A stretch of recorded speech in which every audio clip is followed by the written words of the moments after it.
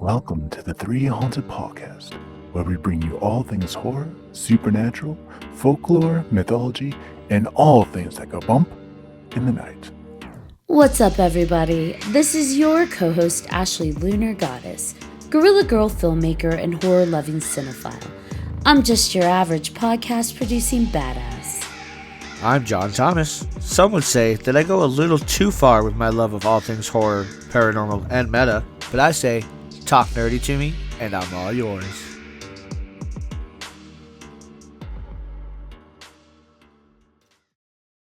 What's up, ghouls, gals, and all of our paranormal lovers out there?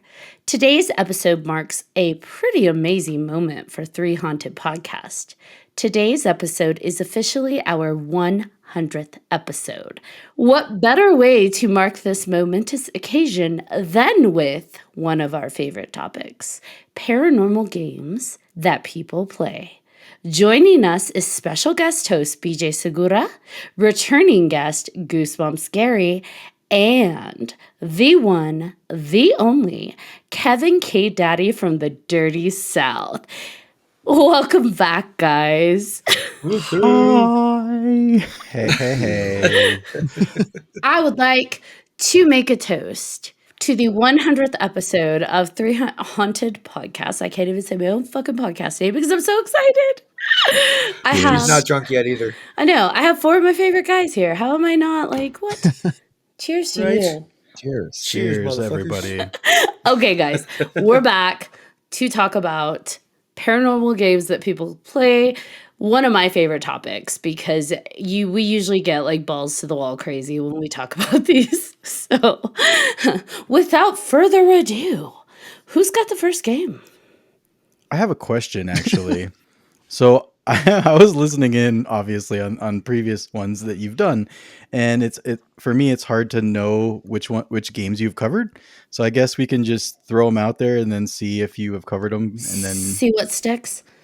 Yeah. Or like the second episode, we could just continue to go. I don't think it was the second episode. I think it was with our cryptids or something. We had recovered a couple. But if we cover a couple that we've done before, fuck it. We have new listeners. Yeah. Okay. New listeners, and we're drunk too. So, well, I am. No, Well, you're we drunk. I'm the They problem. started Hi. before us. I'm the problem. It's me. That's my So- Taylor Swift. All right, Tay, look. Says the one who said loin. Loin. Shut Loin. the fuck. I didn't even drink before I said that. I just have fumbly mouth today. I have a fat tongue. I can't help it. Oh Lord!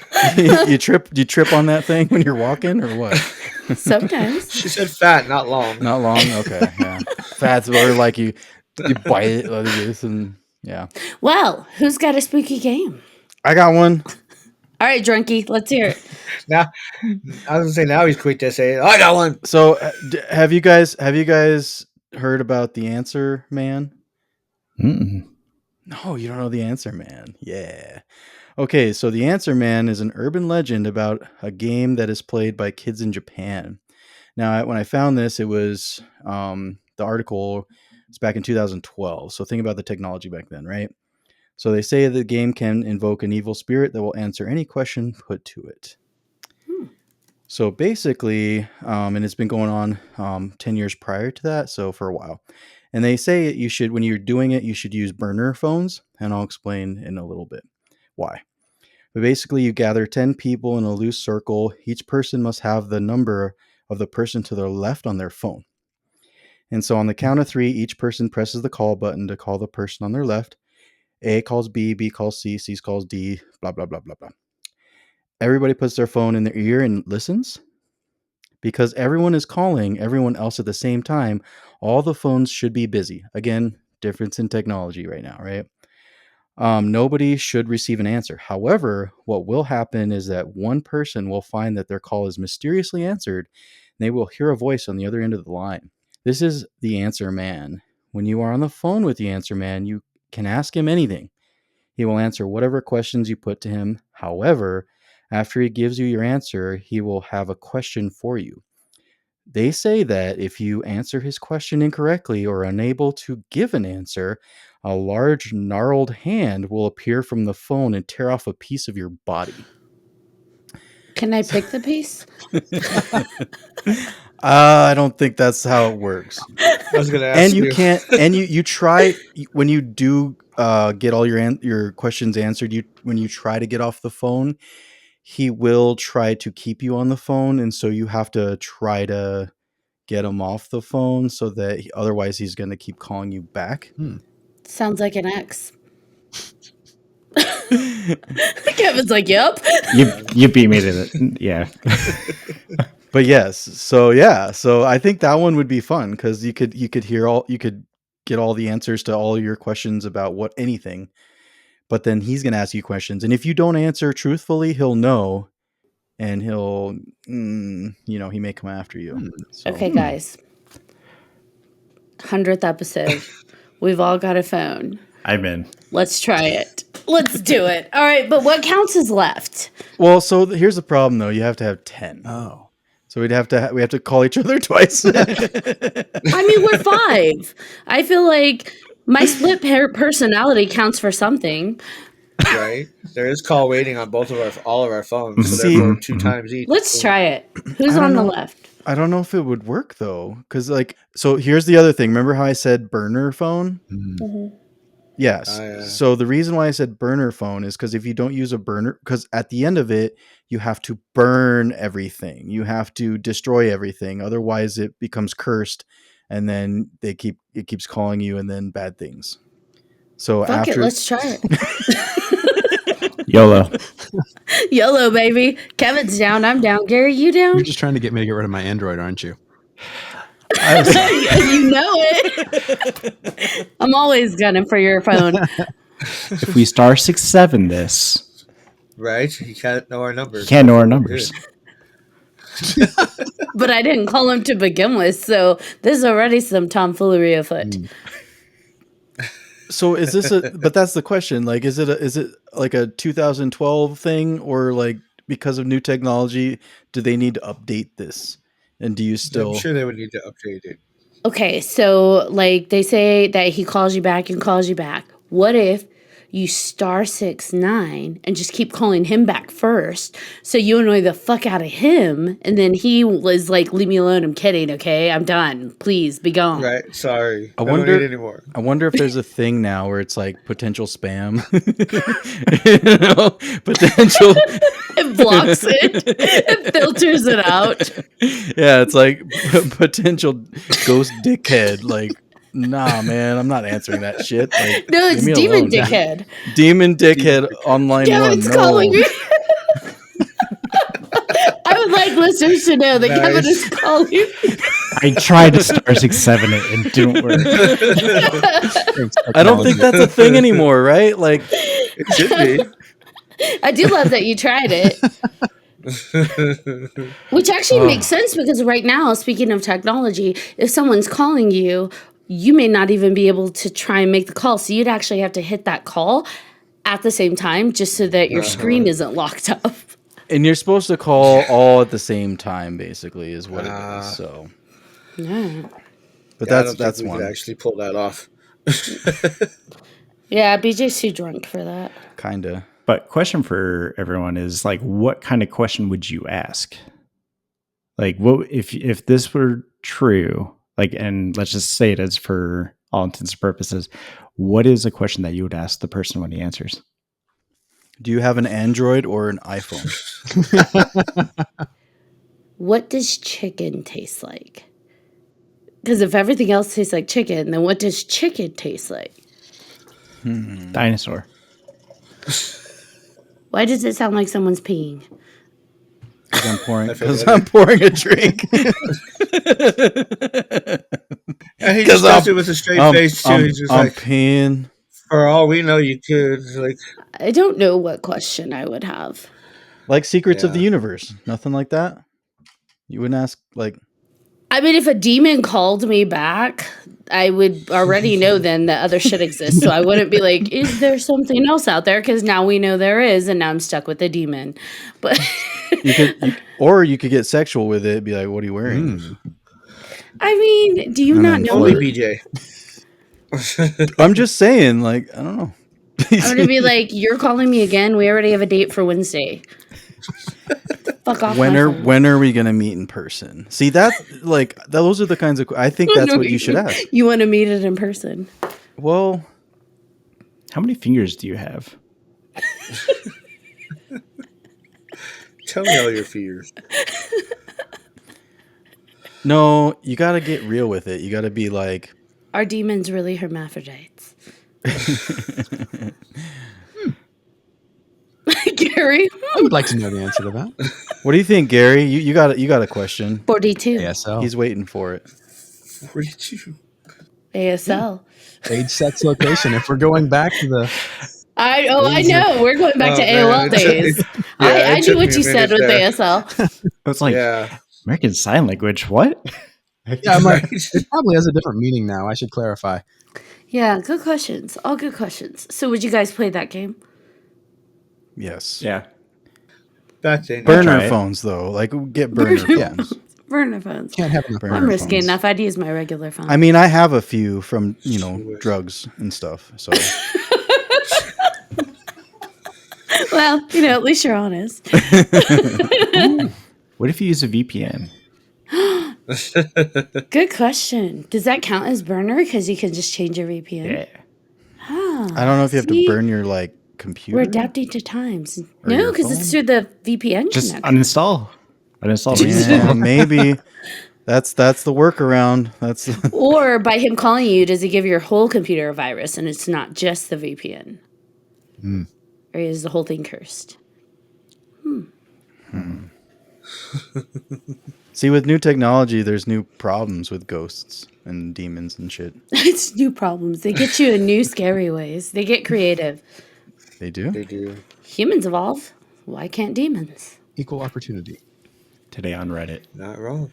That's a good question. Do demons like understand the internet? Like, They probably invented the internet. Probably.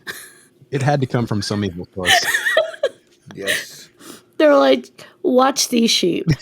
We're going to get them hooked on this. It was probably some drunk night. Like, hey, watch this. Watch this. Hold my soul. Watch this shit. Okay, I've got the next one. yes, All right, this one. So that was what, in Japan? yes. We're now hopping on a plane and heading on over to Mexico. So there is a game called Sara Sarita or Sara Sarita. And Sara Sarita, I can't say it. Sara Sarita is a game played by kids and teenagers in Mexico. It involves contacting the ghosts of two young girls who were supposedly murdered. So we're contacting some angry ghosts. So in Mexico, the game is known as El Juego de Sara Sarita, and it's similar to Charlie Charlie, that pencil game, and I think we've talked about that before. So what they do is, to play the game, you only need 2 players and 2 coins, but the coins have to be of the same value. So whether it's pennies, nickels, quarters, whatever, pesos, just has to be the same. Pesos. Pesos. So it has to be the same value. So the 2 of you sit on the ground facing each other, and you each hold a coin in your hand. Both of you say out loud, Sara Sarita, can I enter your game? And then you throw the coin over your head so it lands on the ground behind you. So there's going to be a lot of head turning in this game. If the 2 coins land on heads, it means the answer is yes. If the 2 coins land on tails, it means the answer is no. If it's one of each, the answer is maybe. So that's the way to get trolled, or, chance. Chance and happenstance, because that's what this really is. So if you both get yes, you can begin the game. And you ask Sarah and Sarita questions by throwing the coin over your head with the same kind of rules. Heads up. Both heads up means yes. Both heads down means no. One each is a maybe or unsure, I guess. And you get your answer. It is important to end this game properly, or they say bad things will happen. Some people say Sarah and Sarita are the ghosts of 2 murdered girls. Others say They are evil spirits or demons communicating from, you guessed it, hell. So, we're talking to hell. To exit the game, you have to say, Sarita, Sarita, can I leave your game? And once again, throw the coins over your heads. If the answer is no, guess what? You got to keep trying until they tell you yes, you can leave the game. So it does say, warning, big, all capital warning. Some people have found that this game is very difficult to get out of. There are even reports that even though they did everything properly to end the game, it still doesn't end. So hours after playing the game, weird shit happens. And like they go home and they're sensing there's something wrong. They feel followed. And so if that happens, if you're like, man, shit's popping off, guess what? You face each other. You take your coins and say, Sara, Sarita, am I still in your game? And you flip the coins. You're probably going to get a yes. So be careful. I love it. Yeah, so that's a game, but again, you're flipping coins. So it's a lot of chance. It seems easy, but it's also like, what's the intention, right? Just like the last one. Like, what are we trying to get at? What questions do you want answered? Yeah, I don't know. John Thomas, what do you think?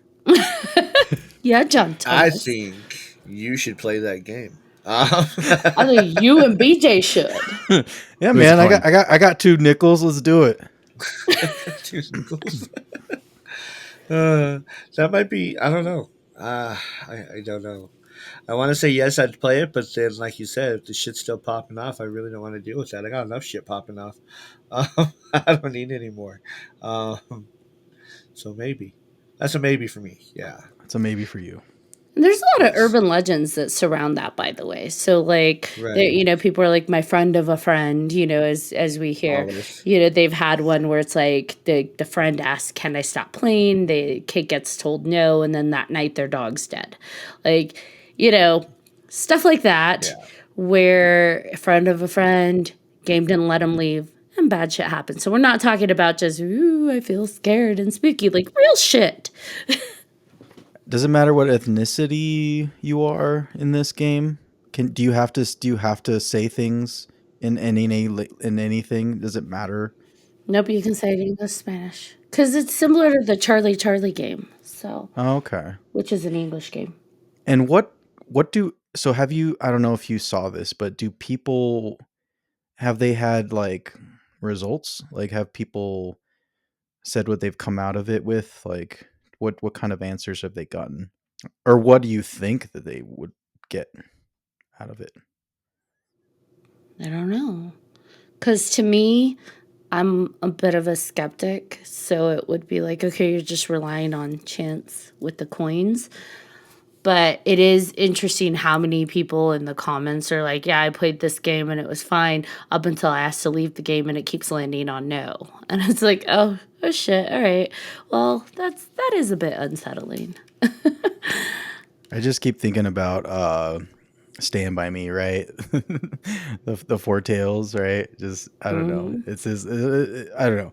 I'm very superstitious, and I feel like stuff like that would drive me nuts. I'm also OCD, so like being superstitious and OCD, that would be a horrible game for me because I would just flip Now I for like really want him to play it. days. Just keep doing it out of pure OCD.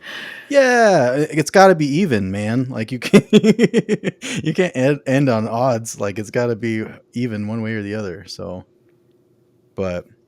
how does she answer the questions? Like, do you hear a voice? Is that what's going on? No, it's based on the heads up. Tells It's just ya. a yes or no kind of thing. And Oh, the okay. maybes. So that's the only way you're getting answers. So it has to be yes or no questions.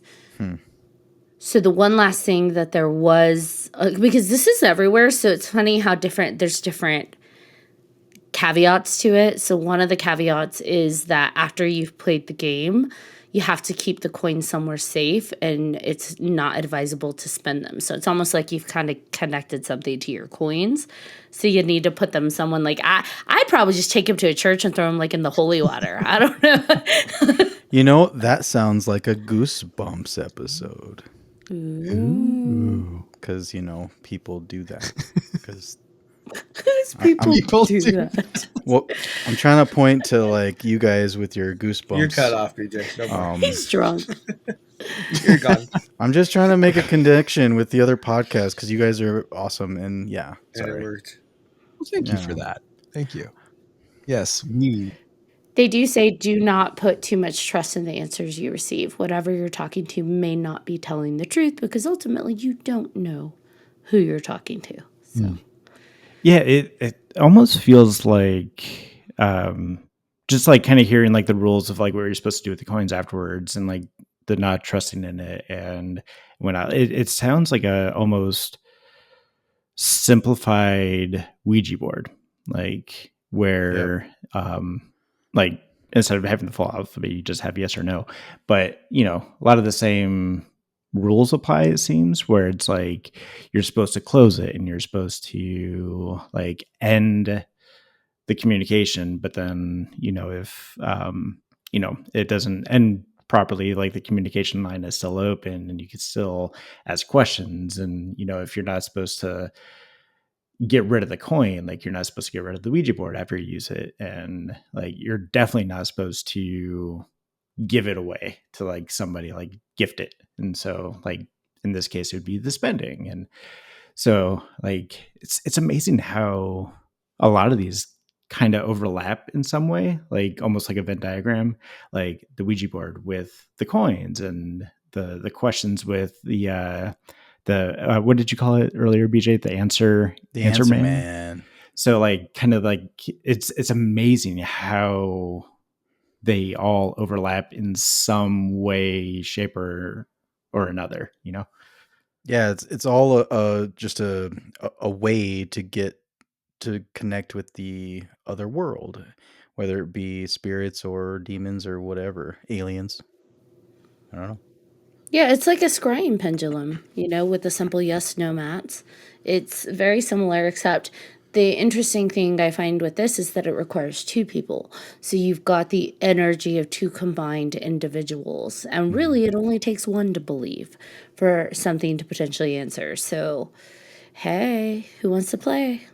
Let's do it. I don't have a coin on me. Do you have to wear clothes? Is that clothing optional? So I was thinking about that, and I was like, Of course you were. Of course you were. So if you're doing Ouija or whatever, like what happens if you do it naked? Because there's no, like, I looked it up. I was looking up all kinds of stuff, and I was like, what if you do all these things like naked? Does it make it? Do you have a better outcome? And it's like nothing. There's nothing out there. So I don't know if people just don't like. I don't know what it is. Like I feel like if you do it naked, I mean you're more vulnerable. But aren't you? Are you any less vulnerable if you're wearing a t-shirt and shorts? BJ, whatever you do, don't get in trouble with the law, because if they look at your computer, like We damaged BJ ever since we talked about sex magic. He's like, so can I do that naked? That was the episode. yes, I'm just curious. Can I be curious? I don't know. you can be No, you can curious, absolutely be curious. I BJ, just you and I will trouble talk with the law. off camera. okay. Okay, so let's go there. Let's get dark. Let's get weird for a moment. Okay, we already are there. But let's say you are hypothetically doing these things naked. That does leave your skin exposed. And some people that do play paranormal games do talk about getting scratched and bitten and those kind of things. So I would think your clothing is a layer of protection in case something like that does occur. I wouldn't want to do it naked because I'd be afraid of the scratches and the bites and the stuff that may manifest because you don't know what you're calling. Yeah, you don't want your balls out and like. Unless you're into that, you might like having your balls like pinched. I don't know. I need a coin. I need. Kevin's like, yes. Kevin's like, there is an itch I've been looking for. There's been an itch I've been meaning to scratch, but I can't do it myself. And now you know why he's K-Daddy from the dirty South. Jesus. I love it. Gary, you had something that you were saying. Did I? Yeah. Yeah. Gary, you have a game. What game do you have? My game is weirdly similar to BJ's, actually. It's called The Telephone Ritual. Ooh, let's hear it. So it says this chilling game whoops. check, please. This chilling game simulates a spooky encounter with the devil. It is best played solo in a dimly lit, empty house with an old-fashioned landline phone. You can see why I picked it. You may take turns to play with your friends individually. What you will need, a dark, empty house, because those are readily available. A landline telephone, because those are also readily available. Salt. Or rotary phone, Yeah, right? I mean, why not? Dream big, my friends. A flashlight and a cell phone. And so this all right, so I'm going to read it, but I feel like it's kind of undeveloped, this whole thing. How to play: find an abandoned dark house with no company. Locate the Why does it have to be abandoned? devil. Locate the bathroom. Okay, Listen, devil. Good answer. Great answer. Yep, that was a Makes solid answer. Good Okay. answer. Good Drink. answer. Is it on the board? Survey says, yep, there it is. All right, Devil. Devil drink. devil. Cheers, Satan. Salute, Satan. Salute. That better be the hashtag for this episode. Salute, Satan. I can't even say it. Oh my god, this is hilarious. Okay, Gary. Okay. Yes, abandoned house, Satan. Yes. Find an abandoned house dark with no company. Locate the bathroom and sprinkle salt across the threshold outside its door. Enter the bathroom, close the door, and lock it securely. Illuminate the toilet with a flashlight. Dial the house's landline number from your cell phone. Wait in suspense to uncover who or what responds to the call. I mean, this is already taking me out of my comfort zone because I never call anyone in the bathroom. So, just a general rule. Have you never done that? You've never like been on the shitter and was like, "Hey, No. like I want a pizza." Well, No. What the fuck? a pizza? Now I know not to answer calls for BJ like ever. I want a pizza. Who thinks about pizza on the shitter? Apparently BJ. Like, I'm hungry now. You expel and then you gotta replace. Oh my I don't know. god. I think Okay, that's how that Sweet works, old right? I don't know. so let's break this one down. You find an abandoned house Yes. and layer of salt Mhm. across the bathroom threshold, and you lock yourself in. What's the lock gonna do? Like, if Satan comes in, do you think he's gonna be like, "Oh no, the door's Oh, locked"? shoot. I have seen Constantine and Oh, he breaks shoot. shit. Like he He just breaks, busts like, shit. The Yeah. glass everything. flies everywhere, but he's gonna stop at a lock. I hope so. It's to keep the police out because you just totally broke and entered into like somebody else's That's property. a good point. I don't think that's gonna stop the police either. Like, oh darn, the burglar's in there, but it's locked. We gotta And go, the burglar's guys. Satan. Come on, let's leave. Like, is Satan just knocking on the door? Like, hey, can I come in? Could you unlock that, please? Like, I had It's too much locked. pizza. I gotta use the toilet. So what happens if he answers? Does the game It doesn't say? say. Like, it leaves me hanging, and I'm very. I figured it would lead to good conversation. So, what do you think? All What do you right, think happens? Gary. Yes. I need you to go on a field trip. Okay. Take your computer, take your camera, like stay connected somehow, and find an abandoned place and do this and fill in the second half of this game. Okay. Yeah, we gotta get it figured out. Flesh it out for us. Yeah, it's for science. For science. For science. It's educational. You know what? This is hilarious. We're asking the, Jesus boy to go do this. But hey, you're extra protected. That's right. I got God on my side, guys. And close. Call back. Yes. Except you're best friends with heathens. So really, you're kind of fucked. Okay. So we just called Satan. Yes. And the layer of salt in the bathroom threshold and the locked door is going to stop Satan. You know what they forgot to do? Because they have you in the bathroom for a reason. Can any of my friends recall season 1 why you would want to be in a bathroom for this game? Anybody? Bathtub. The water. The The water. Yep. The water. Yes. Running water. And what do bathrooms have? It's a lubricant to the other side And mirrors. and mirrors. Running water is known to be actually a block for any negative presence. So if Is you it? feel like, so if you feel like you've got a negative attachment or a demon or whatever, and you go into a bathroom and you run water, the running water is supposed to essentially, kind of like vampire. Anybody remember vampire lore? Running water is something that negative creatures can't cross or be part of. So Is that why, like, for baptisms, like, use water because it's like a protection and the cleansing and like a barrier? and oftentimes that's also why people got baptized in rivers. Hey, I makes was sense. baptized in toilet, so I guess that's why. No, I was named after a toilet. I guess that's why it says illuminate the toilet with a flashlight. I was wondering about that. There was that. Yeah. That is weird. I don't know. Yeah, Because that's a poop. little weird. Maybe because poop, but also maybe because Satan will see toilet water and go, nope. I feel like that's a ritual that someone simplified to put someone in danger. Like there probably is a more complex one that protects you, Right. and you still do this dumbass game of trying to call Satan, but they pulled off the important pieces so that you really are kind of fucked. It's like, oh yeah, we forgot to put the warning label on there. Whoops. So based on all of that, Kevin, no, I will not do your Kevin, no. Not even for science. maybe for science. Okay, cool. We got a hard maybe. Have science call me.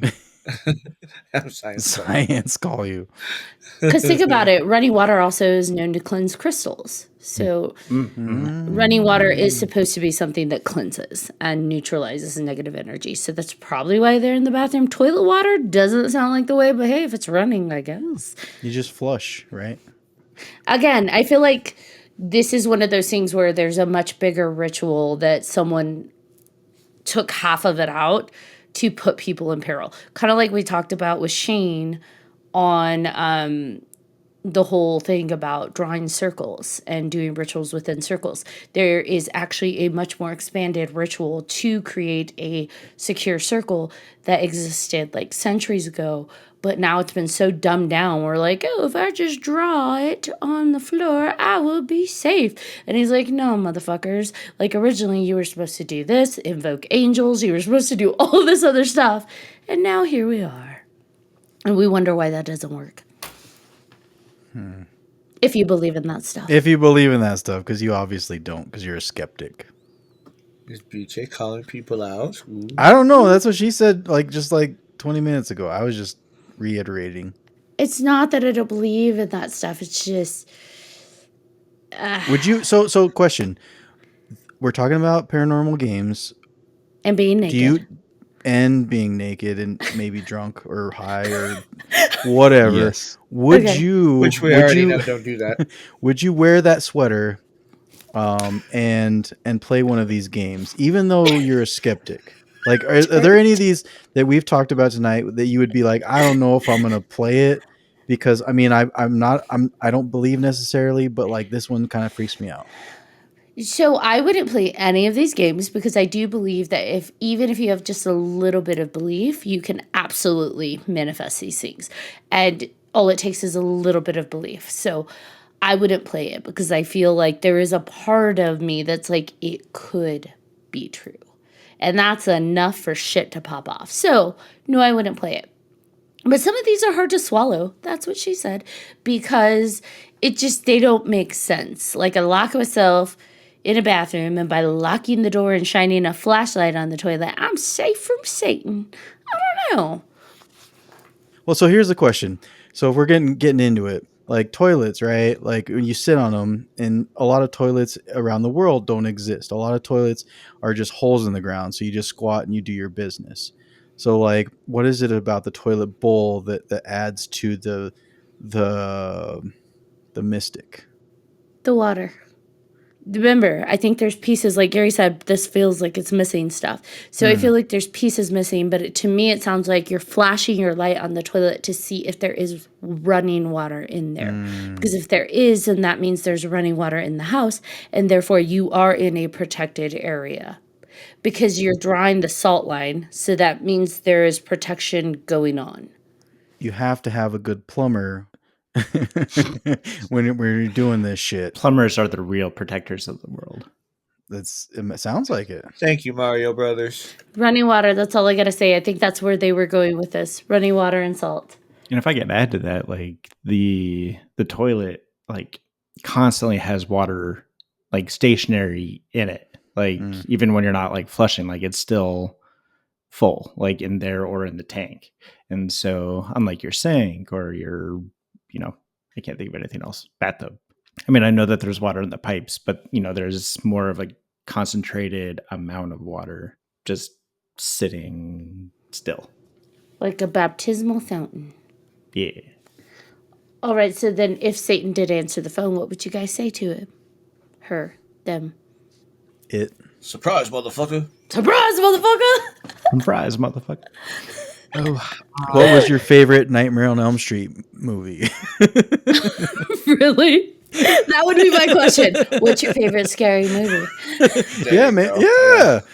I mean, it's like which one depicts you the best? What's your favorite gospel song? Like did you like what is it called? With Keanu Reeves, Constantine? No, with Al Pacino. Oh, Devil's Advocate. Yeah. Yeah. It's like, what did you think of that, right? Like Who would you cast as you? right, there you go. There you go. He's like Beyonce. Work. She's the queen bee, I'm the queen S. Ooh, I like that. Nicknames. Satan's got to have a nickname, right? Like Lucifer, what his friends call him, Lucy. Luce. Hey, Luce. Lucky Lucy. Lucky Lucy. Sup, L? Sup, Al? What's up, Fur? I would love, like, if that were to, again, like, let's just for all intents and purposes say it's true, and like the devil answers or Satan answers, like it would be fascinating to be able to ask, like, what kind of depiction of you is the most accurate? And like It's getting real. you know what I mean? Like, Yeah. like, because there's so many like religions and so many different like ways. It's easy. Darkness from legend. I'd be like, I mean, tell me about your childhood. are you okay? Do you need a hug? All right, next game. I have one. Mine is also a telephone-ish type game. It's called the Shoebox Telephone. It says that this was, I don't know when it was brought up, but they say they used to play it in juvie a lot. So we'll see. So the requirements are you need one phone booth, like a closet or some, empty space, a paper cup, a shoebox, a length of thread to about 2 to 4 feet in length, one needle, pair of scissors, a power object, should have some connection to the person who you want to speak to, one sheet of paper, one ink pen. Do not attempt to substitute a pencil. I don't know if it says why or not. We'll see. And a flat surface on which to write. You begin right before you go to bed. Doesn't matter what time. If you go to bed at 6 o'clock at night, then do it right before bed. All that matters is that your day is over. Keep all your lights on, but turn off all other electronic devices, cell phones, TVs, computers, all of that. Then you wait. You'll know when the time is right to begin. Once you arrive at the right time, take up your sheet of paper and your pen and begin writing a letter addressed to the person to whom you want to speak to. Explain to your person why they should call you. Do not cross anything while writing, and do not correct any mistakes. Don't overthink what you're writing, just write. When you're done writing, take up your length of thread, tie one end of it to your power object. Using the needle, thread the other end through the bottom of your paper cup. Remove the needle and tie off the thread. This will be your handset and telephone wire. Pick up the paper cup and read your letter aloud into it. Read it sincerely, mistakes and all. Place your letter and the power object in the shoebox with the telephone wire thread leading out of it. Close the lid of the box, but don't seal it. Then rest it on the floor of your phone booth. Leave the paper cup standing on top of the shoebox. Set the scissors down next to it. Wait for the telephone to ring. The ring will come in the form of a dream to the person trying to call you. It might be that night, it might be a night shortly thereafter. You will wake up from the dream, likely in the middle of the night, and know that the telephone is ready to be answered. Get up out of your bed, go to your phone booth, don't turn on the light, don't speak. Do not proceed if any of the following occur. If you find the shoebox open, or if you find the paper cup knocked over, should you encounter either or both of these incidents, do not place the headset anywhere near your ear, keep the shoebox closed, and snap the string with your hands. If you are unable to snap it, you're fucked. I'm just kidding. If you're unable to snap it, use the scissors. If the shoebox and paper cup are undisturbed, you may proceed. Get in the phone booth and close the door. Sit on the floor, press the paper cup to your ear, cover your other ear with your hand, and listen. Really listen. They're calling collect after all. Smartasses. Can you still call collect? Yes, probably. Okay. And with the paper cups, you can. Keep movement to a minimum. SATTANN. Sorry. You're good. Keep movement to a minimum. Try not to make any noise and do not touch the shoebox. Do not speak, even if you are asked questions or ordered to say something. You already had your say when you made the outbound call. And ending the call. When the call has finished, or if at any time you want to hang up, hold the shoebox lid firmly closed with one hand and pull the thread with the other until it snaps. If you are unable to snap the string, using your hand, use the scissors. Do not allow the shoebox to open. Remove the shoebox to a safe location and leave it there for several months. And again, do not allow the box to open. Do not put the paper cup to your ear again. Burn it instead. That's creepy.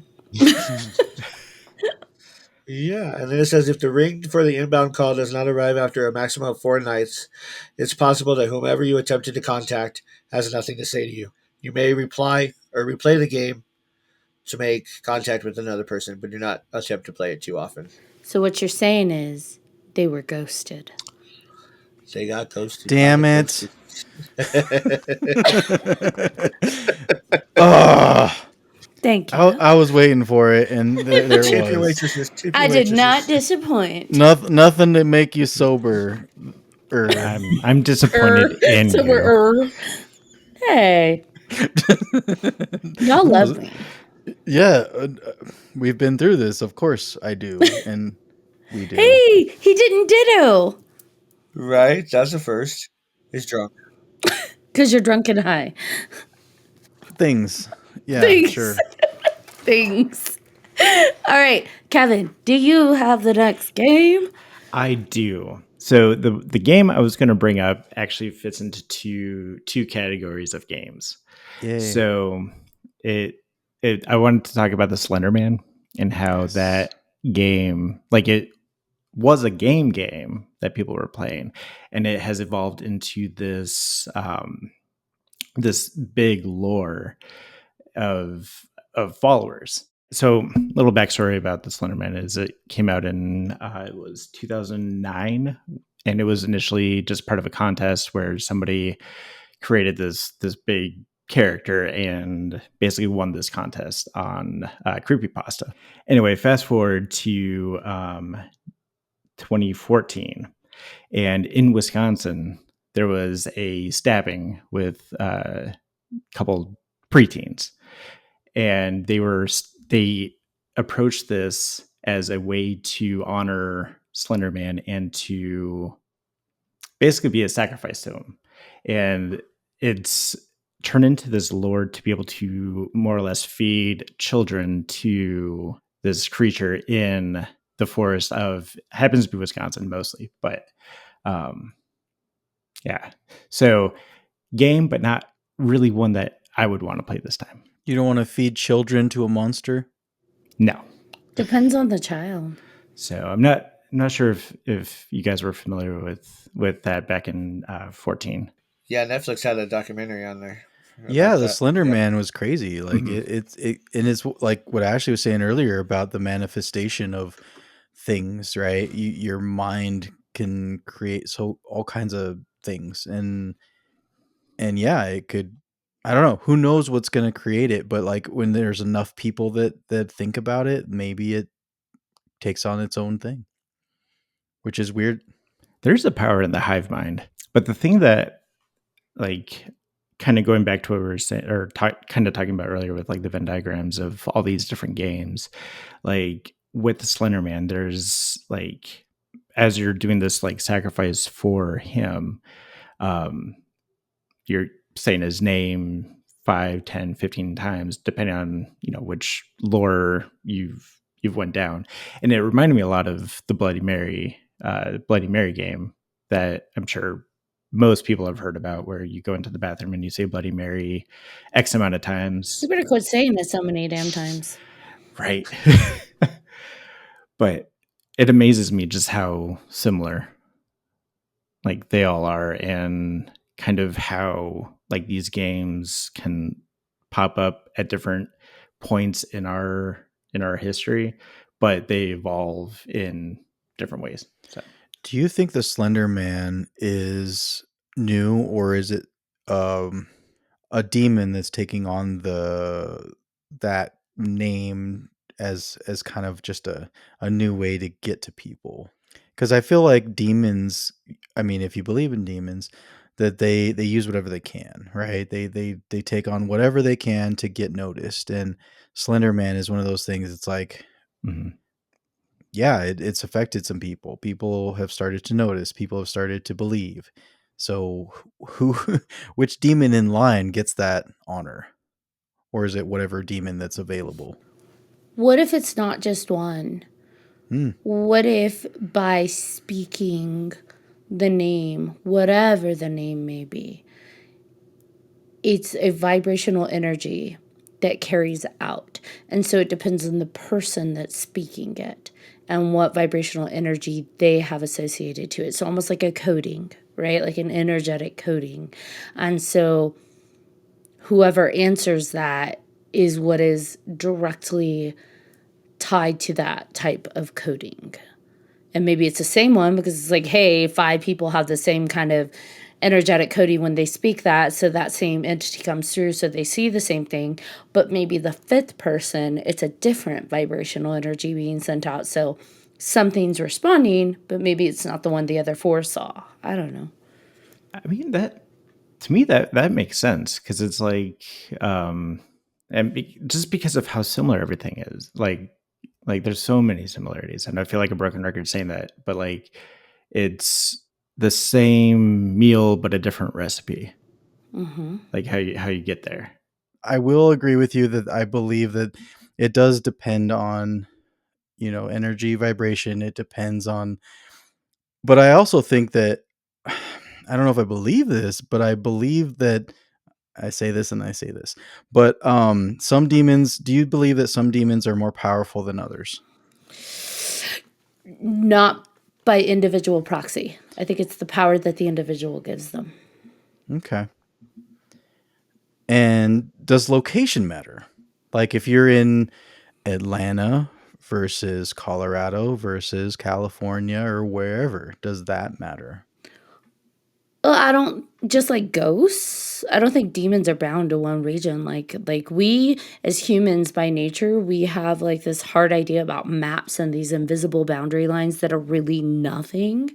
So I think some areas have higher energetic presences. So you're probably going to see more activity there. So you might see more demons, you might see more whatever, fairies and centaurs. But when it comes to actual like demons specific to a location, I don't think that's a thing because they don't think they exist in our world. So You don't think there's like a turf war?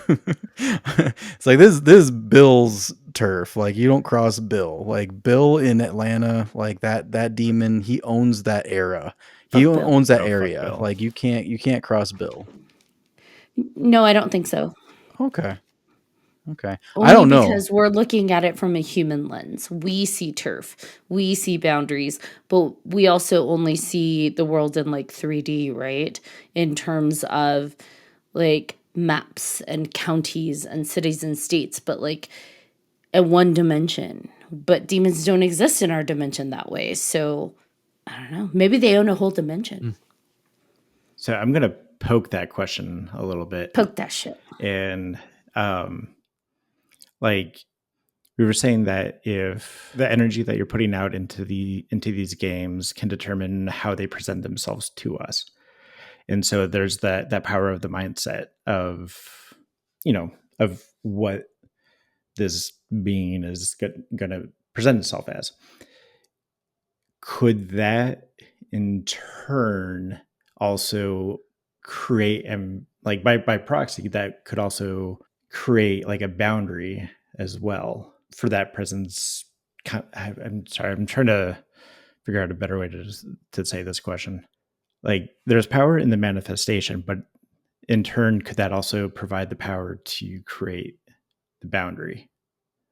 So kind of creating turf, but like a location, maybe, like, because when you go to haunted places, maybe it's a demon, and maybe it's in, like, specifically in a certain house or a certain castle or whatever. And does that make a difference? I think for the demons, not, but I think for the humans, then yeah, we see that boundary and we're like, okay, well, they can't cross it, but maybe they still can. Like, they're like, fuck you and your stupid whatever. Well, But okay, I think it's how they get, I think it's how do they get into this world? Because to your point, Kevin, if their way to get into our dimension, our realm, in that physical manifestation is through that connection, because we believed, we drew it in, we vibrated it out. So that is the portal or window that they got to us through. That would be potentially a boundary because they're bound by that connection. But like regions, I don't think like, hey, this bill belongs to Atlanta. so earlier we were saying that like with like Gary's game, how it felt incomplete. So maybe the games are like incomplete. Like, let's assume 100% Mhm. real, like skepticism's out the window. Like the games are real. Maybe they're all incomplete in the sense of like if I go into a bathroom and I say Bloody Mary X amount of times, like I've broken the chain. It's like Beetlejuice. um, but like a lot of the lore says that she's bound to the mirror and the bathroom. Mhm. And so maybe it's an incomplete thing to bring her in and to be able to have a free reign. I don't know. I think I get what you're saying, and it's almost like Elm Street, right? Like, it could, like Freddy, like it could just be one Elm Street, or there's all Oh, kinds of Elm Streets in every city. So it could be, yeah, like you said, it's not just one location. It could be all locations, but it's one. It's the mirror. It's the water, but we decided you can't go through water. But like those kinds of things, through candles, through a circle, through whatever. Yeah. And again, but the trigger is the people, right? Is what I think Ashley is alluding to. It's not the location, it's not the specific longitude, latitude. It's whoever is channeling these mhm. things. And then the way they get to you is through these little things that may, like a mirror or whatever. And then that's when you that's when you have some problems. And it doesn't have to be a geographical location. Like you're the conduit, not the item, not the game, not It depends. It depends. Yes, you're the conduit, but ultimately, I think it's also your belief system. Because, like you said, Kevin, when you bring it to the mirror, it's the idea that you cannot leave the mirror. So, we have established and asserted boundaries, energetic boundaries that entity needs to mhm. abide by. When we talked about in the other Paranormal Games episode, summoning a demon into your closet, it's now stuck in the closet. Well, that's because we put that belief system out there. When we talk about circles and we're pulling demons into a circle, Mhm. we believe you can't touch me in this circle. You can't leave that circle. And so perception is reality. If we believe those boundaries, we have now created that reality for that entity. And to me, that's part of the agreement. Mhm. Part of the you're coming through, here is the boundary, even if we don't mean it. Like, we don't inadvertently summon her to the mirror thinking, you can't leave the bathroom. But because we somewhere believe that, that is the Mhm. contract we just created for that entity to be able to use our energy to come through and physically into this realm. And so maybe we have more power than we're giving ourselves credit for, Yeah. and we're creating those boundaries. That's what Yeah. it sounds like, that we do have that energy. We we are the way in. And it just depends on, and if you're with a group, it intensifies it, right? Like it makes it even more of an issue. And that's why if you do these games as a group, it can create more of an issue. Do you think? Do you guys think that like the more people you have involved in these games affects the result? Absolutely. Yeah. So I initially learned about like the Bloody Mary game from a book when I was in elementary school. I'm not going to say the name of the book because legal reasons, but like it was in a very popular children's scary book. Do you think like that presents a problem for like, you know, endorsing that kind of a game for kids?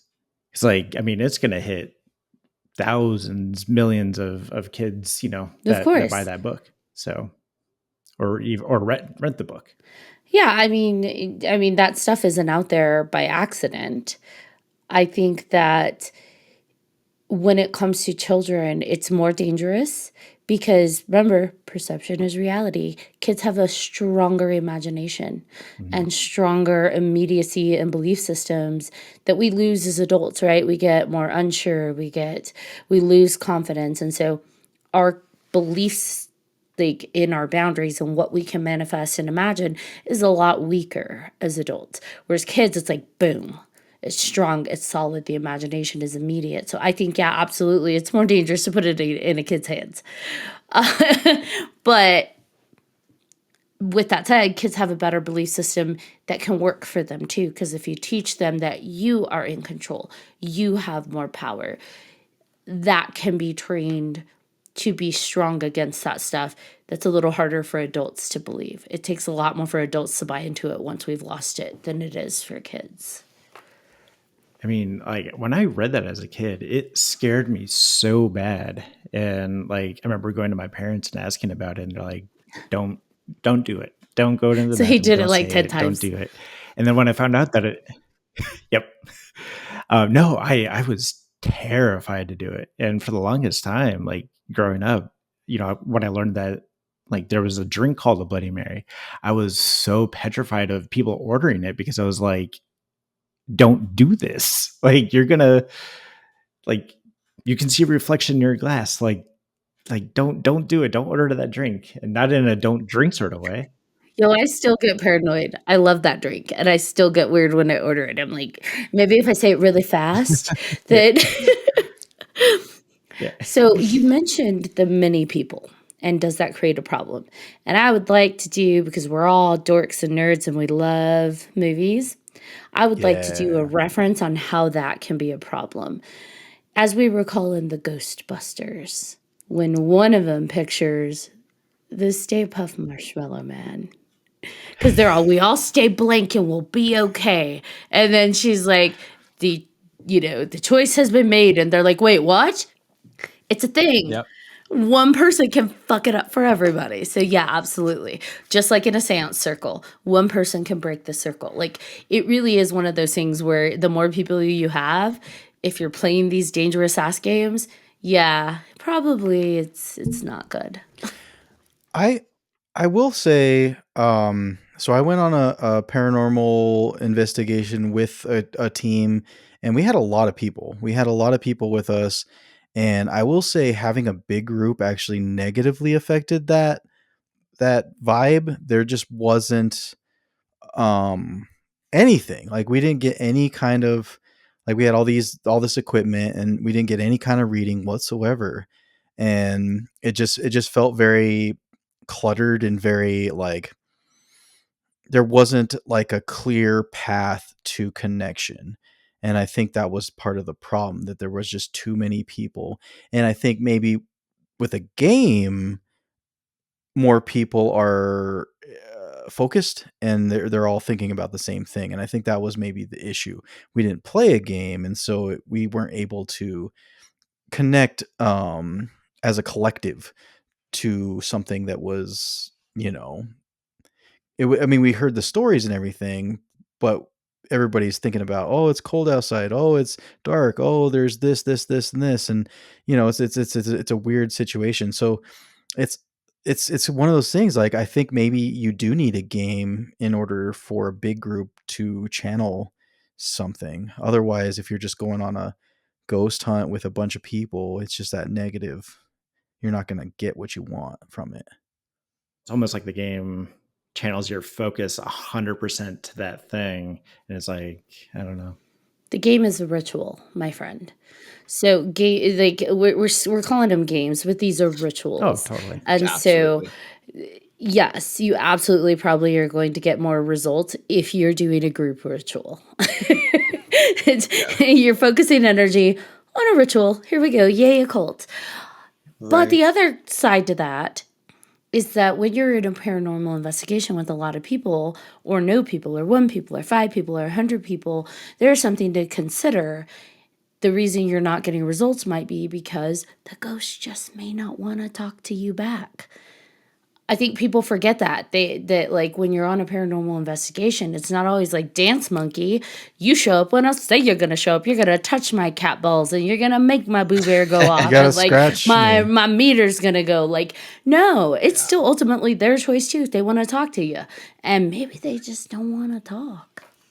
Right. I mean, Kevin and I know about that, especially, with Luana hosting the stuff at the melting pot. And there were nights where nothing happened. There were nights when a few things happened for a few people. And, it's like we tell them, just like you said, they're not circus animals. They don't perform for us. They will show up when they want to show up and if they want to show Yeah. up. And we thank them for their time, even if they don't show up. Thanks for, whatever, being around or, just being you. So, Sometimes you just want to be a cozy burrito and not say a word. exactly. And there is such thing as energy overload. And when we are in a room with 1,000 people, we're not going to be able to focus in on one individual energy. Our sensory, it'd be too much. If our senses stayed completely open, it would be overload and we'd lose our flipping minds. Whereas when you're one to one with someone in a room, you can read their body language, you can pick up on their energy so much more fine tuned, and you can be more open because that overload isn't happening and you aren't risk for that. So, there's lots of things to that, but ultimately, like what we have to remember with these games is they're rituals. This is the occult. We call them games. And like Kevin was saying with the books, maybe there's a danger in that we're kind of minimizing the risk by calling it a game. But these are rituals. By calling it a game too, like compared to like going on a ghost hunt with like a bunch of people, like I feel like by calling it a game it's like channeling your like brain to think, oh, this is something fun, this is exciting. Where if you go ghost hunting, like uh, what John was talking about, some of the public events, like you have a lot of people that are like, not in it, and like, I'm just gonna say it, some of them are assholes, and like they don't care, and so like there's no investment, like personal investment, where with a game it's like, I don't know, like there's an investment that you're putting in, even if it is like I'm just having fun with my friends. I'm just having fun with this person that I'm doing this thing with. I don't know. No, Does that make absolutely. Oh sense? yeah, It's the way you're approaching it. Is the intention is the everything. intention. Yeah, and it's and also like, is it respectful, or are you just being like you were saying, like, are you being a dick? Like, do you give a shit? Like, are you just using this to, for whatever reason that has nothing to do with what happened to these people, or right? Like, that's the other thing that bothers me, I think, about sometimes with the ghost hunts, is that, when people go, what are they going for? Are they going just to get scared? Are they going to feel something? The history, I think, matters, right? The history of what's going on and what happened to them, Mhm. and I mean, there's, I don't know if you're there to help them or whatever, but like, at least I think at the bare minimum, trying to understand is the most important thing. And then that's where, if you can make that connection, that's the most important thing. And that's how, I think, how you can make a better connection, right? Is by understanding their history. I feel like that goes for life too. Like, not to get super deep, but like intent and respect, and that it goes such a long way. Like, and it could also go a long way in a not so good path, just like with the games. Like if your intentions are in the game, bad things could happen. Speaking of bad things happening, I've got one last game for you. Yay. Woohoo. This is called The Closet to Another World. We're playing this one. You can play I this like one. it already. Okay, so one person can play this game. And you are going to need a few items. You need a small piece of paper. I don't know why it has to be small, but there you go. The only time where small is acceptable. I'm kidding. A writing instrument of some sort. 2 drinking glasses, but remember there's only one of you. A large cardboard box and a number. This number must be your age squared. So I hope to God you can multiply. That is your age multiplied by itself. Do not use any other number. And you'll need a closet. So remember, I hope you can do math. Your age times itself. I'm in trouble. If not, get a calculator. That's a lot of numbers because we're old now. All right. So preparations. This can be done at any time. So a lot of games they have to be done at midnight or 3 a.m. and that's already a ritual in and of itself. Yes. But this one is anytime. So if they're on, you turn off the lights in the room outside of the closet. If they're open, you close the curtains or the blinds in the room, also outside of the closet. So you got to have lights off, blinds, curtains closed. You write your name on the piece of paper. It doesn't say if it's just one name, your full name. I'm assuming if we're going demonic, which is where I think this is leading, it's got to be your full name, but what do I know? Not your PlayStation name.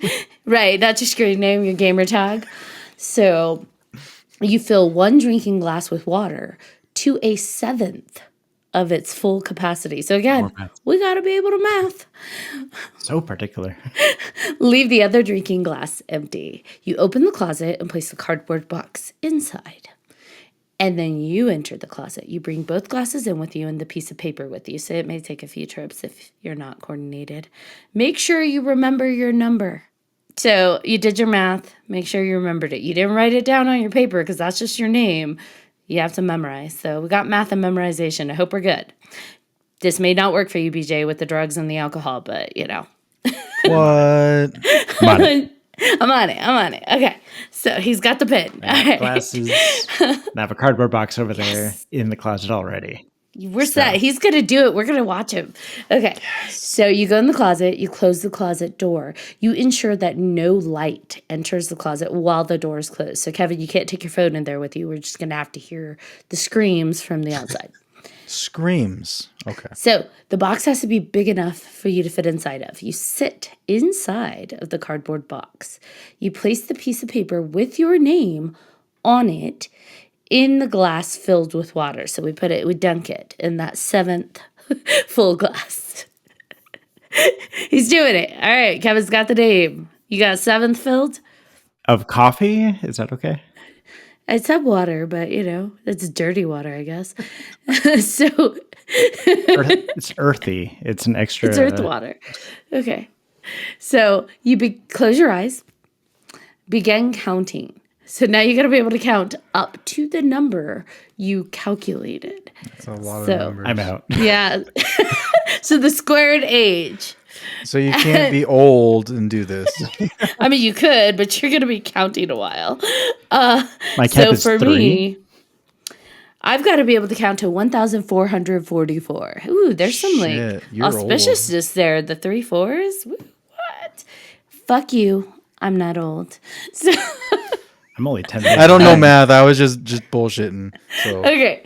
I think you're older than me. yeah, I'm I 40. was like, mine's like 2025 is what I have to count to. So, the fuck you, I'm old. I'm sorry, I John. can do this. I only have 1089, so I'm good. Yeah. Kevin's the baby. All right. So when you reach your number, so you got to count all the way up to that number, you open your eyes, tip the contents of the glass holding the water and your paper into the empty glass. Ooh, that's signifying something. I don't know what. All right. So we counted a large number. We empty the water and the paper into the other glass. And then, we set it down. Oh, we opened our eyes in between. Don't try that with your eyes closed. The water transfer. Okay, now you've done all of that. You get up out of your box and you exit the closet. Look around. What do you see? Do you see your world? Or do Ooh. you just think you see your world? Perhaps you're seeing another world. Perhaps you're seeing someone else's world. Look carefully. Look very carefully, and you'll know. I want to see other worlds. So the return trip. It's not known how to make the return trip. It's not known if it's possible to make the return trip. So that's the end of the game. Question. Better like the world you wind up in. So, You right. better like that world. So, like, I've been watching DuckTales recently. I mean, that'd be kind of fun, right? Like, like like being Gizmo Duck would be amazing. It would.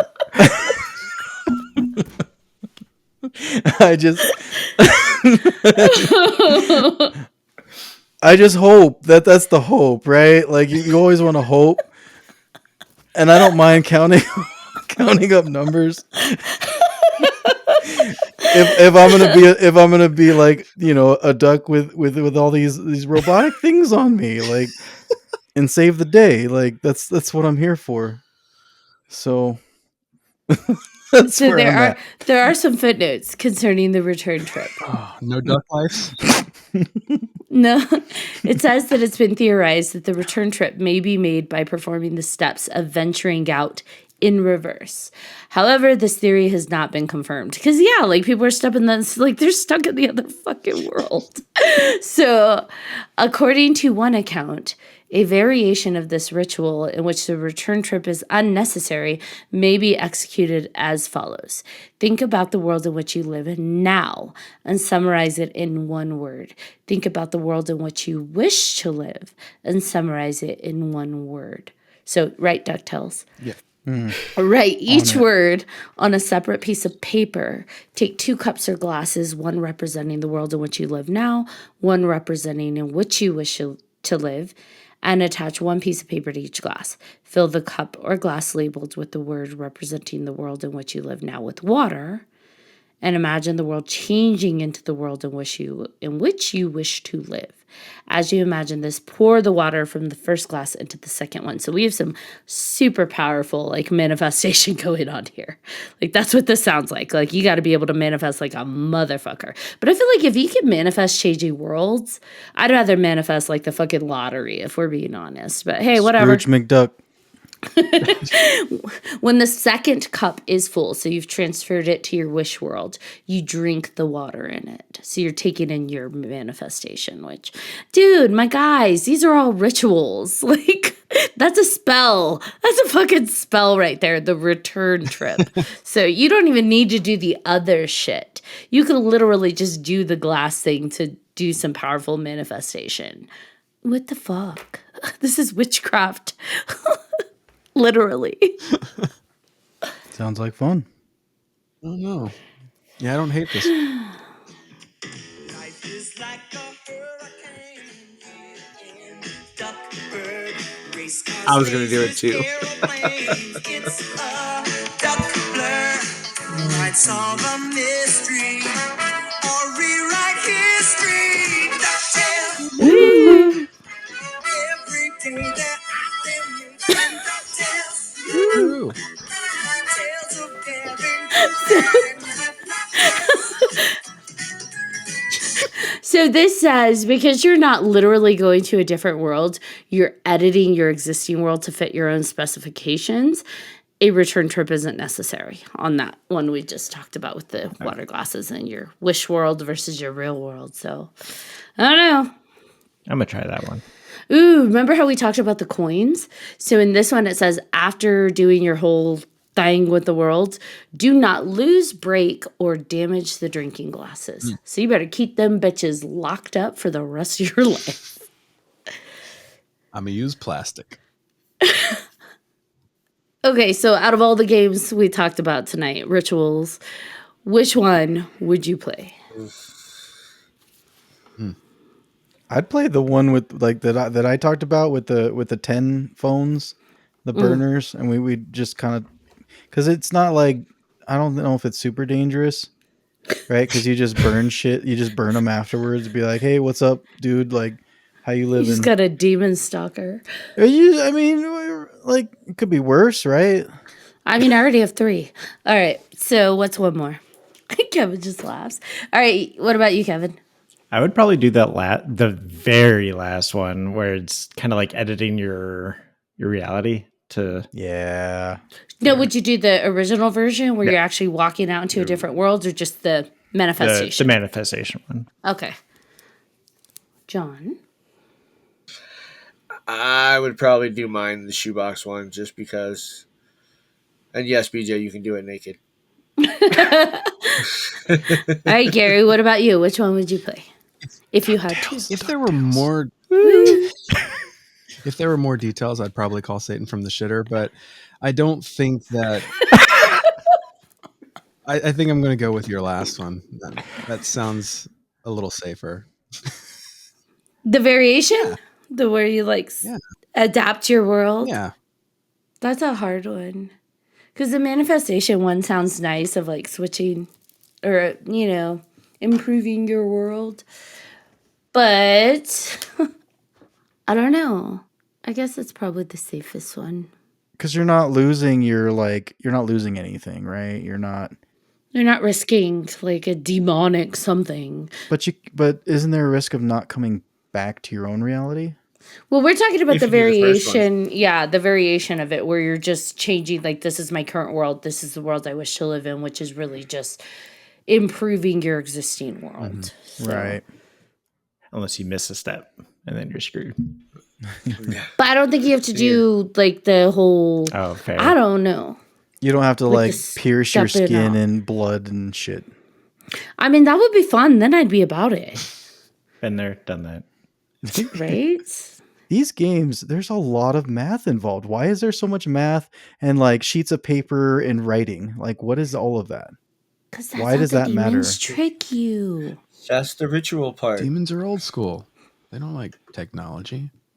You can't like text that shit. Like, you can't be digital with it. I mean, they've been getting hip with the times. How many of these games had cell phones incorporated? Come on. I had to call Satan on a landline. Come on. I mean, it's Right? he's not advanced. That's because you wanted to, because you're nostalgic. Well, he's an old soul like me, much older. Much older. A lot older. Could you imagine squaring his age?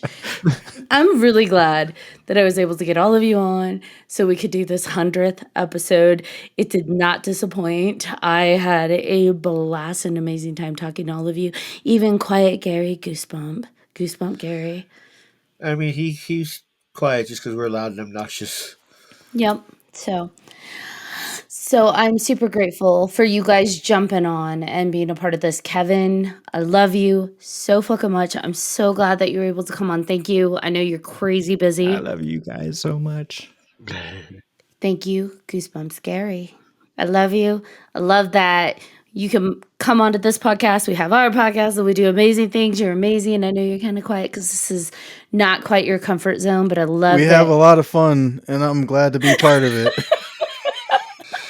Now, once more, but less drunk sounding. We have a lot of fun, and I like being a part of it. Damn, John. Come on, man.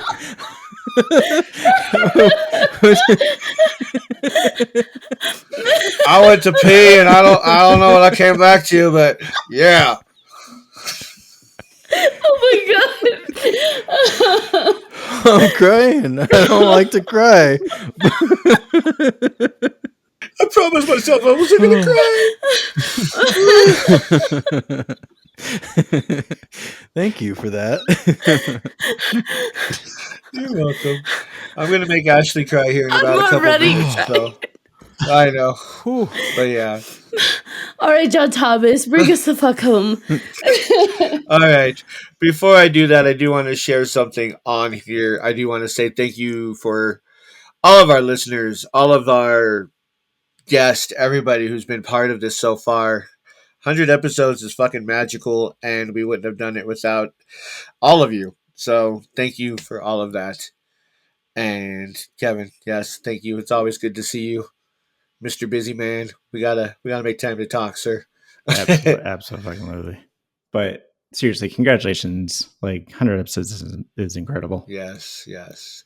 BJ, thank you for being a part of it as well. I know you've listened from the beginning, and you're guest hosting. So hey, thank you Yeah, very, very it's fun. much. You guys are amazing. Like just the vibe, the conversation, the deep talks, everything. Like all of it, all the paranormal, all the horror. I'm here for it. And you guys are some of my favorite people, and that's what I'm here for. God, I love you, you drunk bastard. I don't come drunk on I'm not this is not normal, by the way. I don't come on drunk all the time. No, Just so you guys know. Like I've No. been Oh, I know. You're celebrating with but us. yes, I am drunk. So Yes. that's fun. It's a Friday night when we're recording. Whatever. Yeah. You know? Ugh, In the week. yeah, but yes, Until you're Yes, falling Gary. asleep on your computer, like, it's fine. yeah. Don't. Yeah, you haven't hit Ashley level yet, so we're okay. Yeah, smack your mic and then you'll be good. Dream big, baby. Yeah. Yeah. Now you've hit Ashley level. That was weak. So what did she like? Does she just like lean? Like what was the No, She I'm just talks with her expressive. hands. like? What was she Well, first doing? of I don't all, know. my mic was one of those that had the arm that comes straight in front of you. So when I would talk, I would hit so the arm. you could see it in front of you. Yes, and like when I would talk, it would sometimes I'd hit the arm of it, so you'd hear the Yeah. thung. Okay, I got you. Yeah. Back to my Sorry, exiting John. here. Gary, thank you for coming on. No, you're good. Thank you for coming on. I'm gonna lose everything that I'm saying. I always do. But thank you for coming on and being a part of this. And I hope you guys, I don't know how far you guys are planning on going with yours, but I hope you guys get as far as this episode for your guys' podcast as well. So Thank you. Thank you for having me. yes.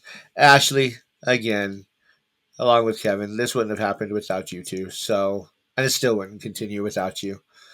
Thank you for being the freaking best. You learned editing from Kevin, who showed you a little bit, and then you just took it and you fucking rolled with it. Now you're a beast. So, thank you. And again, to all of our listeners, thank you for listening to the 100th episode of 3Haunted Podcast with your host. I'm John freaking Thomas. I am Ashley, motherfucking lunar goddess. Hell Yeah, she is. I'm Kevin K. Daddy. I'm BJ Segura. I'm Goosebumps Gary. Yes. I Ooh. love it. I'm gonna It's you know getting what? hot in here. Save that and just put that on the intro for like everything. Yeah, Can I have a ringtone of that? Like, absolutely. Ooh. You guys are too much fucking fun. I'm sorry, John. I don't mean to interrupt you. Can I say something? I just want to say something. I know we're probably gonna edit this out anyway, but I just want to just bare my soul to you guys for a second, because Who wants to get naked? I'm just gonna take my shirt off for a little bit. But no, I no, you guys have just been so cool, and you guys have covered so many topics for so long. 4 seasons worth of content, 100 episodes. This is a big deal. And if you don't like, you guys need to recognize like the amount of time, the amount of effort that you guys have put into this. This is not something that's easy to do. And to have the listeners, to have the merch, to have just the content, just everybody. Amazing. Yes. 3Haunted, man.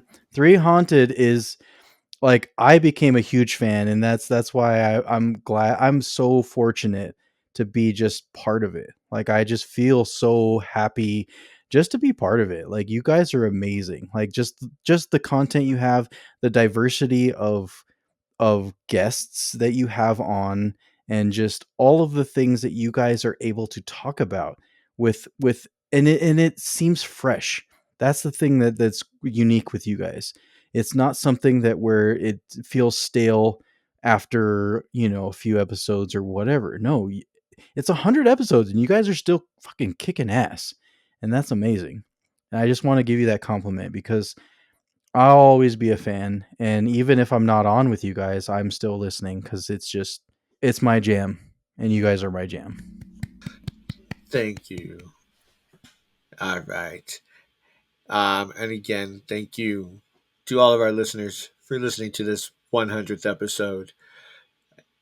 And if you have any questions, comments, or episode suggestions, please feel free to email us at 3hauntedpodcast@gmail.com. If you haven't done so already, which I'm pretty sure half of you have, please like, follow, and subscribe to all of our social media. You don't want to miss amazing moments like this with amazing guests like these. Until next time.